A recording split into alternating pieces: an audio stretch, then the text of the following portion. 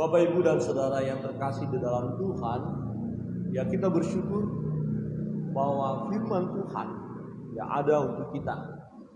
Nah, firman Tuhan akan digenapi dalam perjalanan hidup kita. Bahkan ada satu pujian yang berkata bahwa firman-Mu digenapi dalam hidupku. Artinya apa yang firman Tuhan nyatakan dalam hidup kita itu pasti tergenapi. Misalnya bahwa rancangan Allah adalah rancangan damai sejahtera bagi kita, itu pasti akan tergenapi di dalam hidup kita. Tetapi ketika kita masih merasa belum mengalami damai sejahtera itu, kita mulai berpikir, ya apakah betul saya akan mengalami damai sejahtera itu? Firman Tuhan katakan bahwa masa depan kita adalah masa depan yang cerah. Tetapi fakta yang kita alami saat ini adalah kesulitan, berbagai kesusahan, penderitaan, pergumulan. Bisa saja kita akhirnya bertanya, Tuhan, apakah Engkau menggenapi firman-Mu, janji-Mu bagiku? Tuhan punya cara menggenapi firman-Nya, itu tema kita pada saat ini. Ini penting karena ada orang yang melihat dalam perjalanan hidupnya akhirnya berkata, Tuhan sudah lupa dengan firman-Nya, dengan janjinya. Maka firman Tuhan muncul yang mengatakan Tuhan tidak pernah lalai menepati janjinya. Walaupun ada orang menganggap itu suatu kelalaian. Ya, bisa orang berkata, kira-kira Tuhan masih ingat sih janjinya apa enggak? Benar enggak firman ini? Ya, ketidaksabaran menantikan jawaban penggenapan dari firman Tuhan bisa membuat seseorang tidak percaya lagi kepada firman, tidak percaya lagi kepada Tuhan, akhirnya meninggalkan Tuhan. Sesungguhnya Tuhan punya cara menggenapi firman-Nya. Kita akan melihat kebenaran firman Tuhan. Ya. Nah, ketika kita diperhadapkan dengan situasi tertentu yang akhirnya timbul pertanyaan kita, ya, misalnya, bagaimana Tuhan caramu memberkati aku? Kita tahu kebenaran firman Allah bahwa Allah memberkati setiap orang yang percaya kepadanya, yang berseru-seru kepadanya, yang menyerahkan beban pergumulan kepadanya, yang memohon berkat Tuhan, maka Tuhan akan memberkati.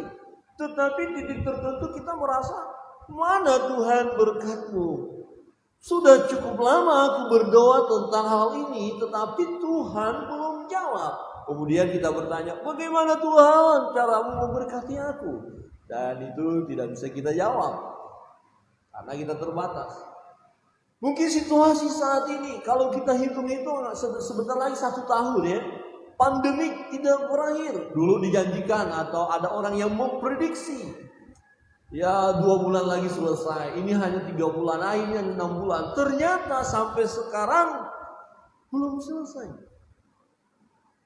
Kemarin saya kaget juga baca di WA grup kami, ada grup pendeta Siahaan. Jadi warga Siahaan yang semuanya jadi pendeta ada satu grup. Dan ternyata ada, ini berarti keluarga ya, seorang hamba Tuhan, pendeta Siahaan juga harus masuk ke atlet, Wisma Atlet. Kemarin suami istri dan 2 anaknya. Ya, terus saya kasih ya WA, tenang aja, jangan khawatir, semuanya akan lewat, bisa dilalui. Hati yang gembira adalah obat yang manjur, saya katakan. Nah, yang menjadi pertanyaan, kok bisa ya? Mulai ada bertanya, kenanya di mana? Ya nggak tahu. Bagaimana Tuhan caramu menyelesaikan pandemi ini? Kemudian baca lagi di grup hamba-hamba Tuhan yang ada di Bali. Ya, ada sahabat pendeta suami istri yang masuk ke rumah sakit dan memang positif, udah harus bantu dengan oksigen. Loh, kok bukannya selesai ya?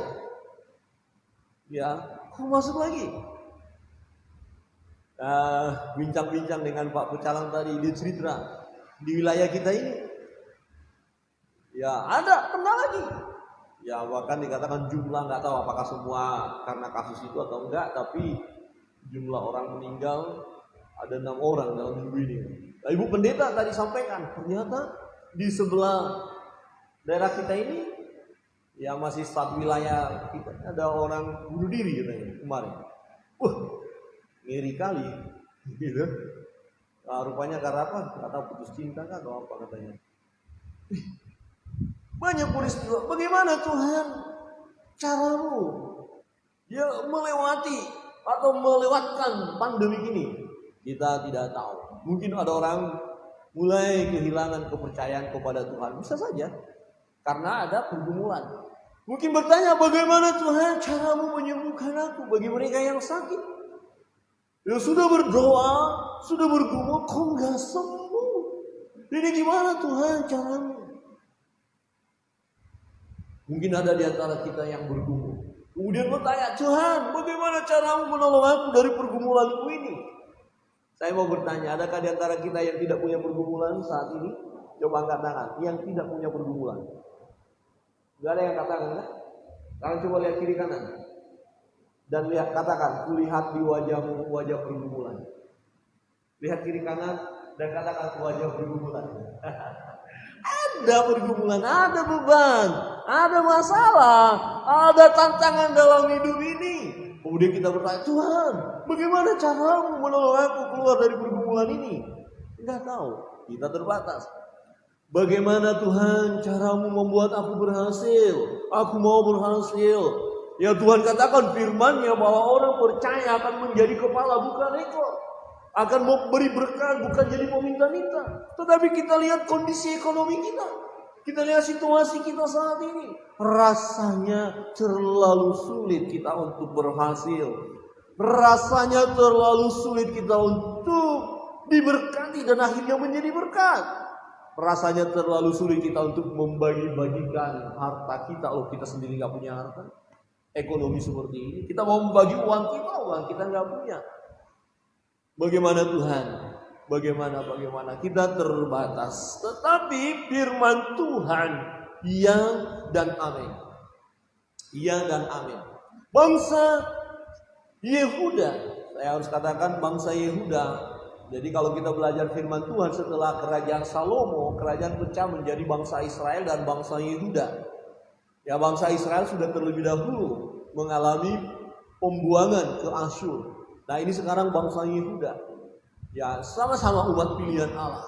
Tetapi bangsa Yehuda, umat pilihan ini dikatakan oleh Yeremia bahwa mereka akan dihukum, akan didisiplin dan akan dibuang ke Babel selama 70 tahun. Akan ada dalam pembuangan itu. Seorang nabi mulai bingung, namanya Nabi Habakuk. Bagaimana Tuhan Engkau memakai bangsa yang bukan umatmu, menghukum umat yang benar, yang lebih benar, umat pilihan. Nah, Tuhan punya cara. Saudara yang terkasih dalam Tuhan, ya, kita melihat kebenaran firman Tuhan di dalam Esra pasal 1 ayat 1. Ya, firman Tuhan berbunyi demikian. Pada tahun pertama zaman Kores, raja negeri Persia, Tuhan menggerakkan hati Kores, raja Persia, ya, untuk menggenapkan firman yang diucapkan oleh Yeremia, sehingga disiarkan seluruh kerajaan Kores secara lisan dan tulisan pengumuman ini.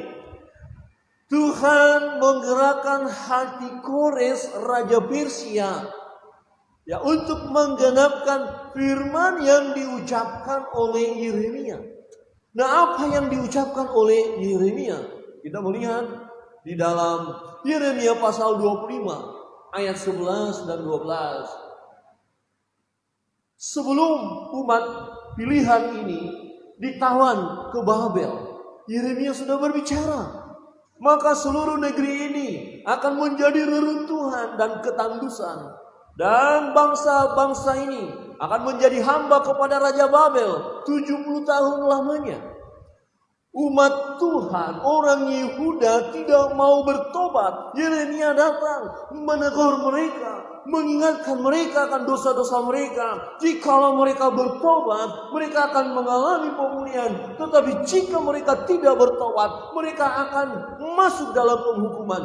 Dan faktanya mereka tidak mau bertobat, bahkan menyakiti Yeremia, menolak nabi ini. Kemudian Yeremia berbicara kepada mereka bahwa mereka akan dibuang ke Babel 70 tahun lamanya. Terjadi.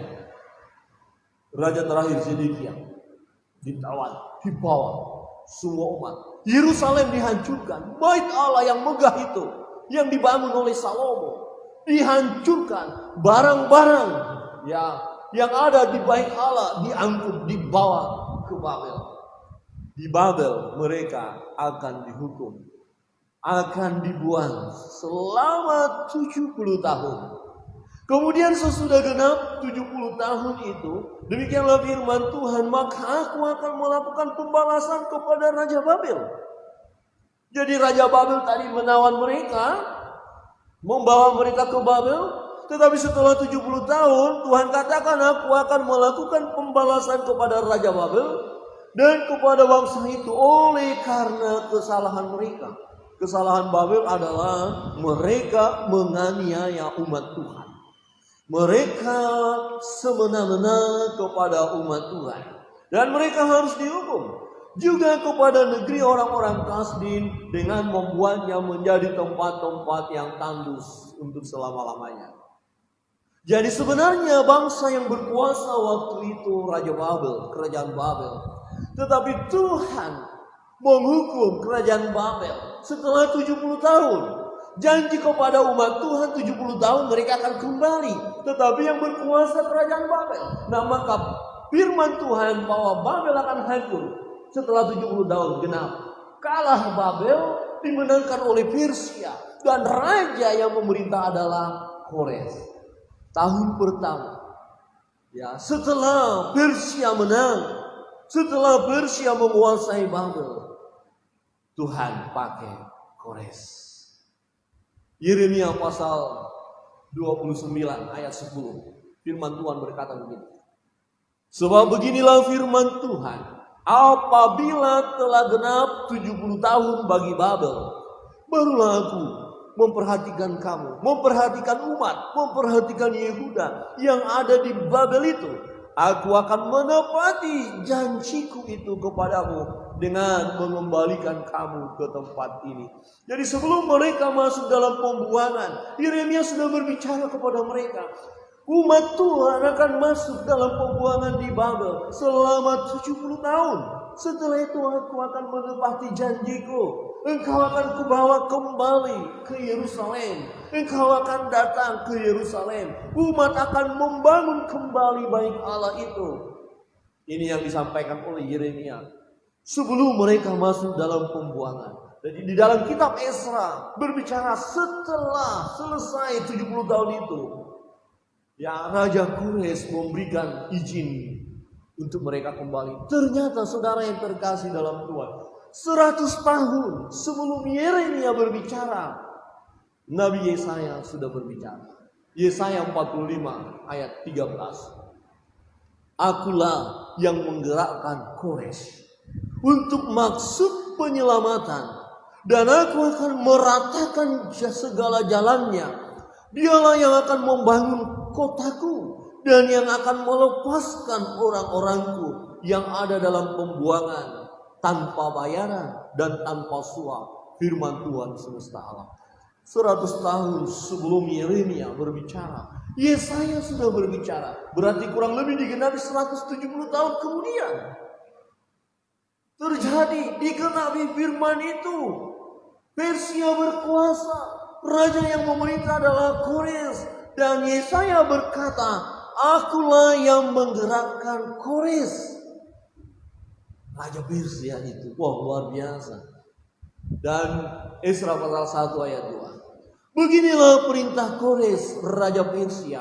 Segala kerajaan di bumi telah dikaruniakan kepadaku oleh Tuhan Allah semesta langit.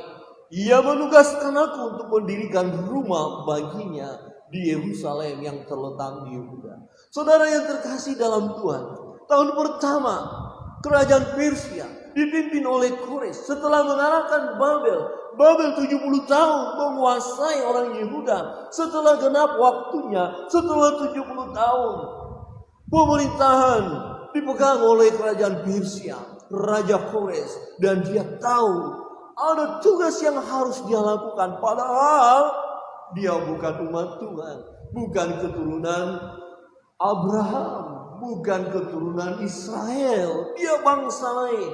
Kalau boleh dikatakan dia orang kafir. Dia orang yang tidak menyembah Allah. Tetapi Allah pakai dia. Ya. Dan Kores berkata, segala kerajaan di bumi telah dikaruniakan kepadaku oleh Tuhan Allah semesta langit.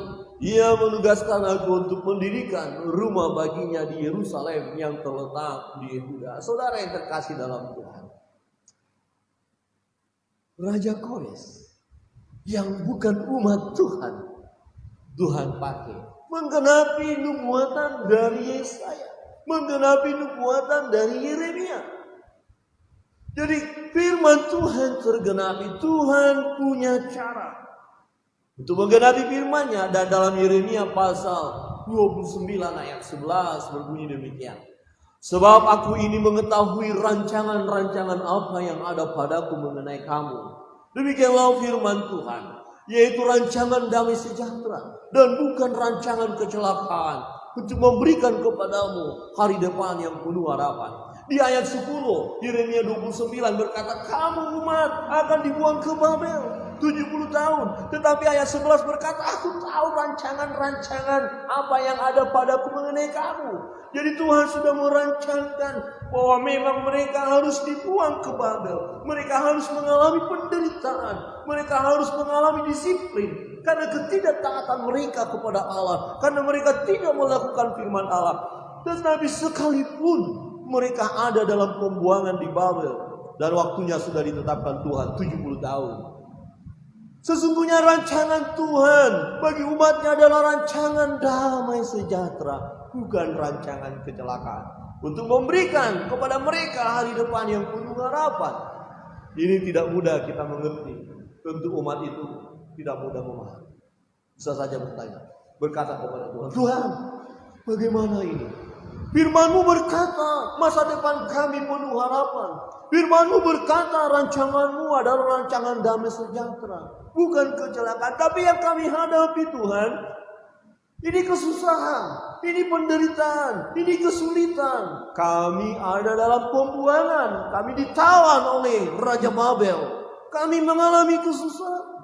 Tapi Tuhan katakan, aku mengetahui rancangan-rancangan apa yang ada padaku mengenai kamu. Kira-kira begini. Kita berkata, Tuhan, firman-Mu indah sekali bagiku. Bahwa rancangan-Mu bagiku, rancangan damai sejahtera. Tapi Tuhan, mengapa situasi sekarang yang kualami masalah demi masalah yang datang silih berganti? Mengapa yang aku alami saat ini justru kesulitan, penderitaan, keterpurukan? Di mana Tuhan rancangan damai sejahtera-Mu bagiku? Di mana Tuhan masa depan yang penuh harapan? Sepertinya tidak ada jalan lain. Nah, Tuhan izinkan masa sulit, masa sukar kita alami. Termasuk Tuhan izinkan juga pandemi ini terjadi. Harus kita alami. Amin. Jadi tadi pagi saya gambarkan begini. Dalam perjalanan hidup kita, ya, dalam keadaan dunia ini, boleh digambarkan seperti sebuah buku. Semua sudah tertulis dari awal sampai akhir. Sudah tertulis di dalamnya. Tidak ada orang lain, kekuatan lain yang bisa menambahkan cerita baru. Tidak. Tuhan sudah buat sedemikian rupa. Tidak ada sesuatu yang ada di dalam peristiwa yang terjadi tanpa sepengetahuan Tuhan. Tuhan sudah tahu. Tuhan sudah izinkan. Dan Tuhan adalah Sang Pencipta. Segala sesuatunya sudah ada di dalam. Termasuk kita. Kalau kita ada di dalam cerita itu. Hanya kita tidak tahu kita berada di episode keberapa. Saudara tidak tahu. Jadi kalau saudara dalam episode sekarang adalah sedang penderitaan, kesusahan, sedang pandemi. Itu sudah ada dalam cerita itu. Dan saudara tidak bisa mengelak dari situ. Tetapi setelah masa sulit ada cerita baru. Yang ada kelanjutan cerita itu yang kita tidak tahu. Tetapi menurut firman Tuhan adalah rancangan damai sejahtera bagi kita umat Tuhan. Saudara yang terkasih dalam Tuhan. Umat itu masuk dalam pembuangan. 70 tahun. 70 tahun. Tetapi setelah genap waktunya baru nyata. Kadang-kadang kita dalam menantikan penggenapan akan janji Tuhan, penggenapan akan firman Allah, di situ kita bisa tergoncangkan iman kita. Mulai ragu-ragu tentang Tuhan, mulai ragu-ragu tentang firman Allah. Kebenaran firman Tuhan hari ini yang mau kita renungkan. Tuhan punya cara untuk menggenapi firman-Nya. Yang pertama adalah bahwa cara Tuhan unik dan tak terselami. Cara Tuhan tak terduga. Kita nggak bisa mereka-reka, menduga-duga. Kira-kira Tuhan bagaimana caramu untuk menolong aku? Bagaimana caramu menggenapi firman ini? Engkau pakai siapa? Engkau memakai metode apa? Kita tidak tahu. Suasana yang bagaimana Tuhan yang Engkau pakai untuk menggenapi firman-Mu, kita tidak tahu. Tuhan memakai bangsa asing, orang kafir boleh dikatakan, orang asing untuk menggenapi firman-Nya. Ya, pada tahun pertama zaman Kores, raja negeri Persia, Tuhan menggerakkan hati Kores, raja Persia. Siapa yang menggerakkan hati raja Kores? Tuhan. Tuhan yang menggerakkan hati raja ini. Dan siapa yang membuat Babel terkalahkan padahal mereka bangsa yang hebat? Tuhan. Ya, Tuhan yang membawa kemenangan bagi Persia. Sehingga ketika Raja Persia, ya, yaitu Kores, mengalami kemenangan menguasai negeri Babel, yang di dalamnya ada umat Tuhan. Di situ Kores berbicara. Digerakkan hatinya oleh Tuhan, digerakkan hatinya oleh Allah. Saudara yang terkasih dalam Tuhan, kita tidak mampu mereka-reka cara kerja Allah untuk menggenapi firman-Nya, untuk menggenapi janjinya. Seringkali di sini kita mulai, ya, akal kita, perasaan kita secara manusia, ya mulai ini Tuhan, suasana seperti ini Tuhan. Apa benar Tuhan, aku adalah orang yang diberkati Tuhan. Aku orang yang akan mengalami kebahagiaan. Apa benar Tuhan, aku akan mengalami kesembuhan. Apa benar Tuhan, aku akan bisa melewati persoalan ini. Apa benar Tuhan, Engkau akan menolong aku dalam situasi seperti ini. Kita mulai berpikir, kira-kira begini, kita mengalami kesulitan. Kemudian kita berpikir, siapa ya Tuhan Engkau pakai untuk menolong aku? Oh, mungkin kita lihat, ya, orang yang paling dekat dengan kita. Sebenarnya dia punya kemampuan untuk menolong kita. Tetapi fakta menunjukkan dia tidak tergerak hatinya untuk menolong kita. Tuhan, dia tidak menolong saya. Ada sahabat kita yang punya kemampuan untuk menolong kita, ternyata berdiam diri. Ya, ada paman kita, om, tante kita, ya, bapak kita, opung kita, bayi kita, kakek nenek, mbah kita yang bisa menolong kita, tetapi kali itu berdiam diri. Seakan-akan tidak mau tahu dengan keadaan kita. Tiba-tiba ada orang yang tidak kita kenal, yang tak kita pikirkan, yang tak kita duga sama sekali. Dia malah digerakkan Tuhan untuk menolong kita. Saudara yang terkasih dalam Tuhan, kadang-kadang kalau kita berpikir melalui kita bisa kita kecewa. Tuhan, tadinya saya pikir dia yang akan menolong saya. Tuhan, tadinya saya pikir si A, si B yang menolong saya. Ternyata enggak. Nah, justru Tuhan mau memakai Kores, bangsa asing. Artinya begini, kadang-kadang yang kita tadi harapkan anak-anak Tuhan, sesama jemaat yang akan menolong kita, yang akan peduli dengan kita, yang akan memperhatikan kita, tetapi hal itu tidak kita jumpai. Justru orang yang bukan seiman dengan kita, justru dia yang bisa menolong kita karena Tuhan menggerakkan hatinya. Ini sesuatu yang luar biasa. Cara Tuhan luar biasa. Satu hal yang harus kita yakini, bahwa Tuhan sudah menyiapkan segala sesuatunya. Amin. Tuhan sudah siapkan.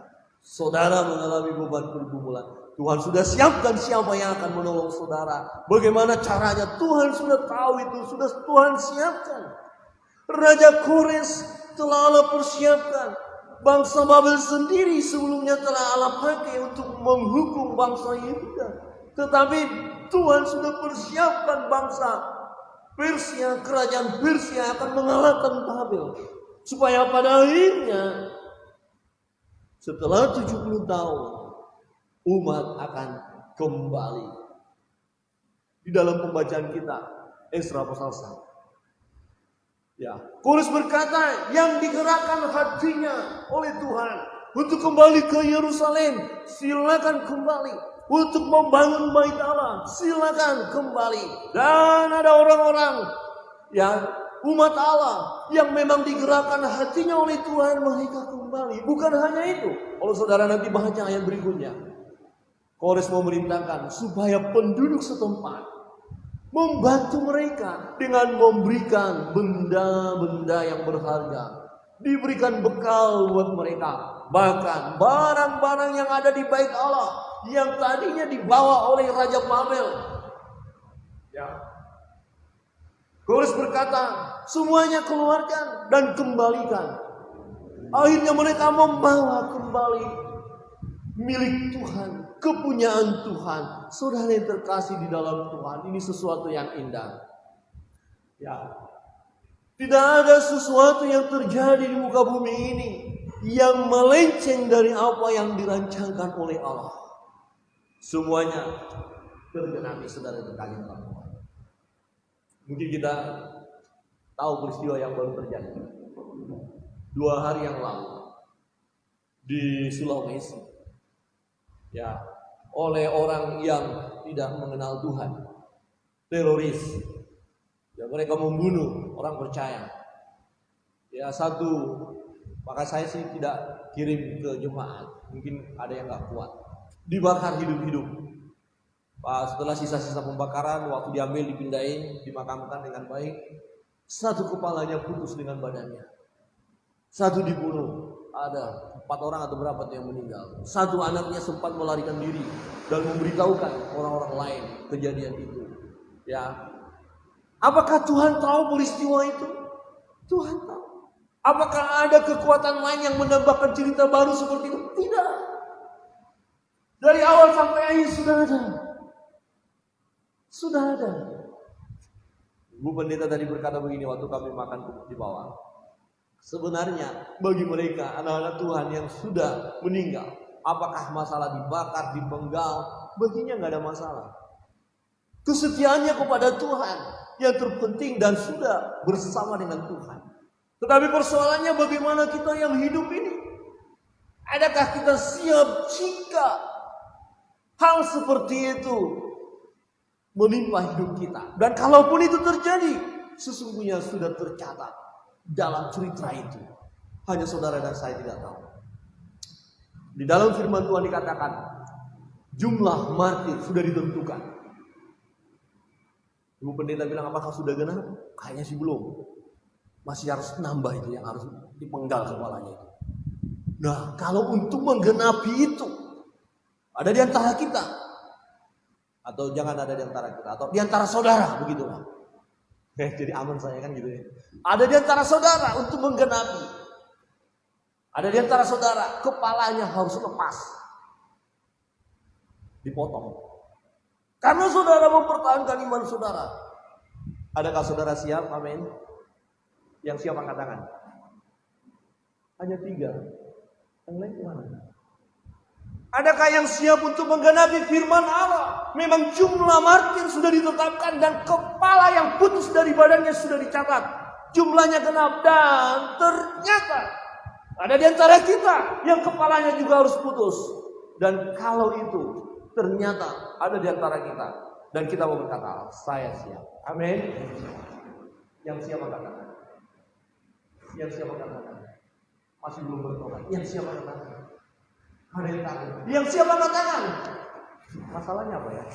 Kok gak angkat tangan? Jangan Pak Pendeta, masa saya mati. Terus kalau diancam gimana? Ya biarin aja. Oh tolak, jangan percaya Yesus. Biar kau ya saya tak usah percaya sama Yesus. Aduh kacau malam. Jangan. Sebab begini Bapak Ibu, kalau sudah dipenggal, ini kan putus. Udah gak ada masalah. Gak bisa rasa apa-apa lagi. Nggak bisa jalan, badannya jalan-jalan, di mana kepalaku, cari-cari. Enggak, selesai bersama dengan Bapa di surga. Kita nggak tahu apakah ada di antara kita, tetapi di dalam cerita dari awal sampai akhir itu sudah ada. Berarti kita hanya mau berserah kepada Tuhan, percaya kepada Tuhan, karena tidak ada program tambahan dari Allah.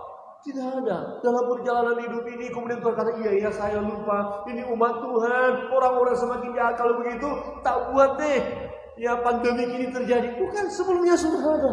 Tidak ada program tambahan. Di perjalanan, di tengah perjalanan Tuhan buat sesuatu yang baru. Tidak. Semua sudah ada. Nah, seperti dalam semua teka-teki, sesungguhnya kunci jawaban sudah tersedia. Saudara yang terkasih dalam Tuhan. Tuhan punya cara, dan cara kerja Allah kita tidak mengerti, kita tidak memahami. Yang terpenting kepada kita adalah apakah kita percaya kepada Dia dan kepada firman-Nya. Waktu kita sekolah, apakah SD, SMP, SMA atau mahasiswa, ketika ada ujian, saudara perlu tahu, guru atau dosen sudah siapkan jawaban. Tidak ada soal yang diberikan tanpa ada jawaban. Kunci jawaban sudah ada. Ya, maka ada orang-orang ujian kok nilainya bagus. Bukan karena pintar, enggak. Dia dekat dengan gurunya. Dan sebelum ujian, kunci jawaban sudah dikasih. Belum ujian dia udah selesai kumpul. Kok bisa udah saya tahu jawabannya? Dari mana? Dari yang pegang kunci. Nah, waktu kita tenang menghadapi situasi yang ada, orang bertanya kepada kita, hei kenapa kau tenang? Ini kan suasananya seperti ini. Saya sudah tahu kunci jawabannya. Segala sesuatu sudah Tuhan rancangkan sedemikian rupa. Tuhan tadi katakan, aku tahu rancanganku kepadamu. Tuhan berkata kepada umat, memang umat harus ada dalam pembuangan 70 tahun. Tetapi setelah genap 70 tahun, apa yang dijanjikan Tuhan, apa yang difirmankan Tuhan tergenapi. Dan dia pakai pribadi lain yang tidak masuk hitungan secara manusia, karena dia bukan umat Allah, bukan orang Israel, bangsa lain. Tetapi Tuhan bisa pakai. Ya, gambarannya adalah dalam kesulitan kita. Tidak pikir orang-orang yang seiman yang menolong kita. Tetapi faktanya bukan orang yang seiman. Orang lain bisa Tuhan gerakkan untuk menolong kita. Situasi lain, peristiwa lain bisa Tuhan pakai untuk menolong kita. Jadi Allah tidak pernah kehilangan cara untuk menggenapi firman-Nya. Amin. Dalam satu video saya lihat, ada keluarga, papa, mama, dan anaknya. Mereka bepergian dan mereka harus naik pesawat. Mereka sudah ditunggu. Tetapi di dalam airport itu, anaknya ini ngambek, tidak mau jalan. Akhirnya diseret sama papanya. Marah sekali papanya. Kita akan terlambat. Ini pesawat sudah naik, nama sudah dipanggil. Tapi anaknya ngambek, nggak mau. Akhirnya diseret sama papanya. Papanya marah sekali. Dan setelah sampai di pintu, ya petugas minta maaf, pesawat sudah naik. Akhirnya papanya marah. Woi, marah betul. Tetapi baru naik pesawat, masih kelihatan, kemudian langsung meledak pesawat itu. Wow. Semuanya meninggal. Baru papanya melihat anaknya. Wah, papanya langsung peluk anaknya. Menangis papanya. Ternyata Tuhan pakai anak itu ngambek. Jadi kalau ada nanti di rumah yang ngambek, jangan-jangan itu Tuhan pakai. Jangan tambah disiksa. Kadang-kadang ada orang tua anaknya sudah ngambek malah disiksa. Nangis lagi dia. Saudara, kita tidak ngerti. Kok bisa ya? Loh, kok kenapa virus ini terjadi? Kenapa pandemi ini terjadi? Oh ya, Tuhan punya cara supaya kita bertobat, supaya kita jangan melakukan sesuatu yang lebih mengerikan. Kita tidak tahu, tiba-tiba bisa kita kena virus itu dan akhirnya selesai. Jadi sebelum selesai, ya kita harus menjaga diri. Nah, Ibu Pendeta melihat satu berita. Di masa pandemi mungkin sudah stres. Mereka malah bukan menjaga diri, bukan untuk berdoa malah melakukan pesta pora segala macam. Apakah itu yang akan harus kita lakukan? Jangan. Saudara yang terkasih dalam Tuhan, ada maksud Tuhan mengapa Tuhan izinkan itu. Dan Allah tidak pernah kehilangan cara untuk menggenapi firman-Nya.